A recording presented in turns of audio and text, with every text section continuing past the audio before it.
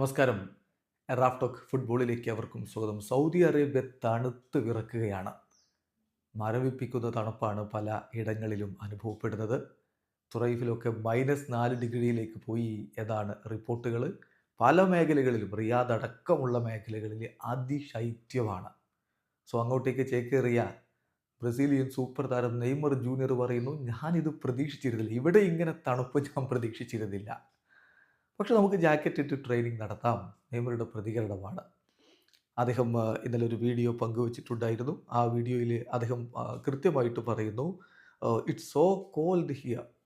എനിക്ക് ഇങ്ങനെയൊന്ന് ഇവിടെ ഇമാജിൻ ചെയ്യാൻ കഴിഞ്ഞിട്ടുണ്ടായിരുന്നില്ല. ഇവിടെ ഇങ്ങനെ തണുപ്പ് ഞാൻ പ്രതീക്ഷിച്ചില്ല. ഇത്രയും തണുപ്പ് ഞാൻ ഇമാജിൻ ചെയ്തിട്ടില്ല. ബട്ട് നമുക്കൊരു ജാക്കറ്റ് എടുത്തിട്ട് പ്രാക്ടീസ് നടത്താം എന്നാണ് ഇപ്പോൾ നെയ്മർ ജൂനിയർ പറയുന്നത്. എന്തായാലും സൗദിയിലെ തണുപ്പ് ഇനിയും വർദ്ധിക്കുമെന്ന് തന്നെയാണ് റിപ്പോർട്ട്. ഒരാഴ്ചയ്ക്ക് ശേഷം ഒന്ന് തണുപ്പ് കുറഞ്ഞാലും വീണ്ടും അതിനുശേഷം തണുപ്പ് വർദ്ധിക്കുമെന്നാണ് കാലാവസ്ഥ റിപ്പോർട്ടുകളൊക്കെ വന്നുകൊണ്ടിരിക്കുന്നത്. നെയ്മർ ആവട്ടെ കളിക്കളത്തിലേക്ക് മടങ്ങി വരാനുള്ള തയ്യാറെടുപ്പിലാണ്. ബോളും കൊണ്ട് അദ്ദേഹം പ്രാക്ടീസ് ആരംഭിച്ചു കഴിഞ്ഞു.